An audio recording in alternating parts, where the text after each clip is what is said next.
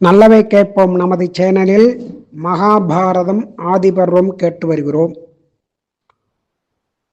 சுந்தோபசந்தர்களுடைய அட்டகாசத்தினால் அவர்கள் செய்யக்கூடியதான தீய செயல்களாலும் மிகவும் வருத்தமடைந்ததான தேவர்கள், தேவகணங்கள், ரிஷிகணங்கள், நட்சத்திர கணங்கள் எல்லோருமே அந்த பிரம்மதேவனிடம் சென்று முறையிடுகிறார்கள். இந்த சுந்தோபசுந்தர்களுடைய சைன்யங்கள் அதனால கொன்று குவிக்கப்பட்டதான தேவரிஷிகள், சித்தர்கள், கந்தர்வர்கள், யக்ஷர்கள், அவளை தவிர அதில் மீதியானவர்கள் எல்லாருமே இந்த பிரம்மலோகம் சென்று அவர்களிடமிருந்து எங்களை காப்பாற்ற வேண்டும் அப்படின்னு எல்லாரும் வேண்டிக்கிறார்.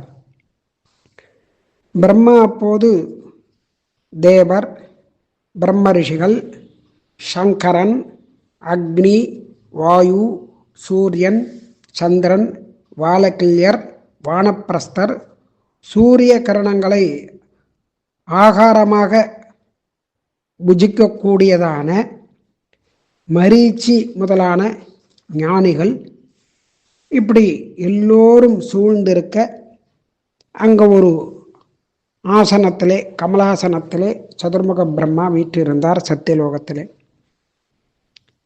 இவா எல்லாருமே என்ன பண்ணுறா, இந்த மாதிரி இவாளுடைய இந்த ராட்சசர்களுடைய அட்டகாசமானது ரொம்ப தாங்க முடியல, கொடுமை அனுபவிக்க முடியல, அதனால் ஏதாவது ஒரு வழியை காண்பித்து காப்பாற்ற வேண்டும் அப்படின்னு அவளுடைய வருத்தத்தெல்லாம் சொல்கிறா. இவா சொன்னதெல்லாம் கேட்டதான அந்த சதுர்முக பிரம்மா உடனே விஸ்வகர்மாவை கூப்பிட்டு எல்லாருமே ஆசைப்படக்கூடியதான, அதாவது பார்த்த உடனேயே ஆசைப்படக்கூடியதான எல்லா விதமான சௌந்தர்யமும் உடையதான ஒரு பெண்ணை சிருஷ்டி பண்ண வேண்டும் அப்படின்னு ஒரு ஆக்ஞாபித்தார், கட்டளையிட்டார்.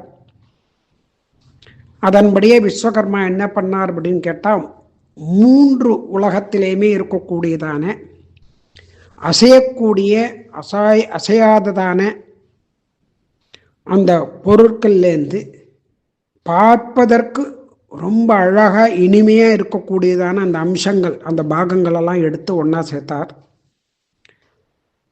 அது கோடிக்கணக்கான ரத்னங்களை ஒன்றா சேர்த்தா மாதிரி ஒரு பெரிய ஒரு பிரதிமை, அந்த மாதிரி ஒரு உருவத்தை படைச்சார். அந்த ரத்னங்கள்லாம் எப்படி ஜொலிக்குமோ அந்த மாதிரி ஜொலிக்கக்கூடியதான ஒரு ஸ்திரீ ரத்னம், ஒரு பெண்ணை அவர் சிருஷ்டி பண்ணார் விஸ்வகர்மா. அந்த பெண் 3 உலகத்தில் இருக்கக்கூடியதான ஸ்திரீகளை காட்டிலும் அழகில் மிகவும் சிறந்தவளாக இருந்தாள். அவளை பார்த்த உடனேயே அவளுடைய சரீரத்தில், அந்த மேனியினுடைய அழகு எப்படி இருந்ததுன்னு கேட்டால், யார் எந்த பாகத்தை பார்க்குறாளோ அந்த பாகத்தையே பார்த்துட்டு இருப்பாளாம். கண்ணை பார்த்தா கண்ணே பார்த்துட்டு இருப்பா, நெத்தியை பார்த்தா நெத்தியே பார்த்துட்டு இருப்பா அப்படின்னு.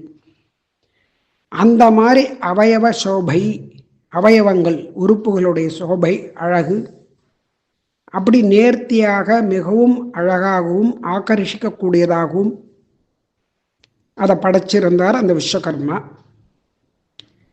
அப்படிப்பட்டதான அந்த ஸ்திரீ ரத்னம் அது மகாலட்சுமிக்கு ஒத்ததான அழகை உடையதாக இருந்தது. இவள் மகாலட்சுமியோ அப்படின்னு வியக்கும்படியாக இருந்தது. அந்த சௌந்தரியங்கள், லாவண்யங்கள் எல்லாம் நிரம்பி இருந்தது. நினைத்தபடி, நினைத்த இடத்தில் ஒரு ரூபத்தை எடுக்கக்கூடிய சக்தியை உடையதாகவும் அந்த பெண்மணி இருந்தாள். அந்த ஸ்திரீயை பிரம்மதேவரிடம் சொல்லுமாறு விஸ்வகர்மா அங்கே கொண்டு வந்து விட்டார். அவர் பிரம்மதேவனிடம் வணங்கி, நான் என்ன செய்ய வேண்டும் கூறுங்கள், கட்டளையிடுங்கள் அப்படின்னு கேட்கிறார். பிரம்மதேவர் பார்க்கிறார். அன்போட பிரீத்தியோட பார்த்து அவளுக்கு ஆசீர்வாதம் பண்றார். ஆசீர்வாதம் பண்ணி அவளுக்கு ஒரு பெயர் சூட்டுகிறார். நாமகரணம் திலோத்தமை அப்படிங்கிறதான ஒரு பெயரையும் வைக்கிறார்.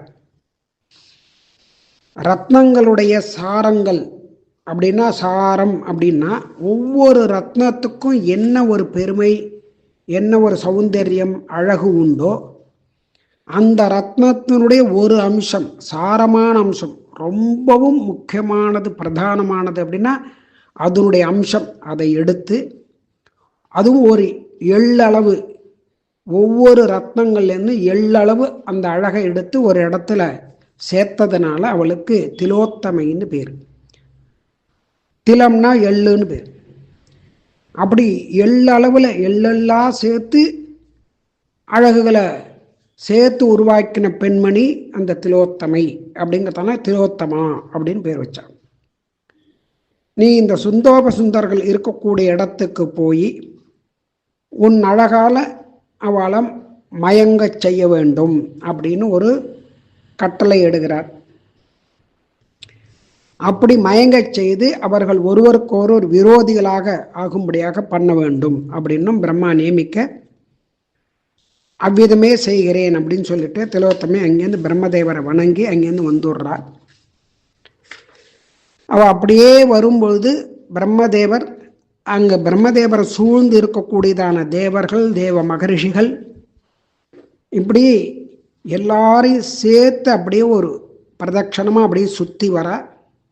அப்படி சுற்றி வரும்போது கிழக்கு முகமாக பிரம்மதேவர், சங்கரர் தெற்கு பக்கத்திலையும், தேவதைகள் வடக்கு பக்கத்திலையும், ரிஷிகள் 4 திக்குகளிலும் அப்படியே வீற்றிருந்தார்கள். அவள் எல்லாரும் அப்படியே சுற்றி வந்தா, பிரதட்சணமாக வந்தா திலோத்தமை. அந்த திலோத்தமையை பார்த்ததான சங்கரர், இந்திரன் இவெல்லாம் அந்த அழகில் கொஞ்சம் தடுமாறினா. அவளை பார்த்துட்டே இருந்ததான சங்கரருக்கு அவள் தெற்கு பக்கம் வரும்பொழுது ஒரு முகமும், மேற்கு பக்கம் வரும்பொழுது ஒரு முகமும், வடக்கு பக்கம் வரும்பொழுது ஒரு முகமும், கிழக்கு பக்கம் வரும்போது ஒரு முகமும் உண்டாக சங்கரருக்கு 4 முகம் உண்டாச்சு. சங்கரர் சதுர்முகர் அப்படின்னு ஆனார். இந்திரன் அவளை பார்க்கும் பொழுது முன்னும் பின்னும் பக்கங்களிலும் சிவந்த அகன்றதான 1000 கண்கள் உண்டாயின இந்திரனுக்கு. அதனால சகசராக்ஷன் அப்படின்னு இந்திரனுக்கு பேர். இப்படியே மற்ற தேவர்கள், ரிஷிகள் திலோத்தமையை பார்த்து திசைதோறும் எல்லா திக்குகளையும் திரும்பி திரும்பி பார்த்துட்டே இருந்தா. பிரம்மதேவரை தவிர மற்ற எல்லாருமே அவள் அழகில் அப்படியே லயித்து போனார்கள். உடனே பிரம்மதேவர், ஓ நீங்கள் வந்த காரியங்கள் முடிந்து விட்டது அப்படின்னு சொன்னான். அதை நினச்சிக்கலாம். அவெல்லாம் எதுக்கு வந்தானா, சுந்தோப சுந்தர்கள் அழிய வேண்டும், அதிலிருந்து எங்களை காப்பாற்ற வேண்டும்னு பிரார்த்தித்து கொண்டார்கள். அந்த காரியம் நிறைவேறிவிட்டதுன்னு அப்போவே சொல்லிட்டார் பிரம்மதேவர். சொல்லி அவளுக்கு விடை கொடுத்து அனுப்பினார் பிரம்மதேவர். இப்படி சுந்தோப சுந்தர்கள் அவ என்ன பண்ணா, 3 லோகத்தையும் ஜெயிச்சதுனால தேவ கந்தர்வ யக்ஷ ராட்சச நாக ராஜாக்களிலிருந்து உயர்ந்ததான பொருள்களை எல்லாம் அபகரிச்சுட்டு வந்ததுனால அதை எல்லாத்தையும் அனுபவித்து ஆடிப்பாடி சந்தோஷமா கொண்டாடின்னு இருந்தா. அப்படி தேவர்களைப் போல ஸ்திரீகளோடும் புஷ்பம், சந்தனம் முதலான உயர்ந்ததான பொருட்களை எல்லாம் அணிந்து கொண்டு அங்கே ஆடல் பாடல் எல்லாம் நடக்க, மதுபானங்கள் இப்படி எல்லாவற்றிலும் அந்த உத்தியானங்களில் ரொம்ப சந்தோஷமாக காலத்தை கழிச்சின்னு இருந்தா சுந்தோப சுந்தர்கள். அந்த விந்தியமலை அந்த மலையில் ஒரு இடத்துல ஸ்திரீகளோட கூடி குழாவிக்கொண்டு மதுபானங்களை பண்ணிட்டு இருந்ததான அவர்கள் ஒரு ஆசனத்தில் உட்கார்ந்துருந்தா. அப்போ அவள் 2 பேரையும் சுற்றி நிறைய மங்கைகள்லாம் ஆடிப்பாடி அவளை சந்தோஷப்படுத்திருந்தா அவள் 2 பேரையும். அந்த சமயத்தில் திலோத்தமை மிகவும் அழகான ரமணீயமான சௌந்தரியத்தோட அவர்களுடைய கண்களில் தென்படும்படியாக அப்படியே வந்தால் நந்தவன புஷ்பங்கள் அதை ஒரு கையில் எடுத்துட்டு, அதாவது கொன்றை மாலை அதை கையில் எடுத்துட்டு அப்படியே அந்த பக்கமாக ஒய்யாரமாக அப்படியே நடந்து வரா. அதை அவர்கள் பார்க்கிறார்கள். மற்றவை நாளை கேட்போம்.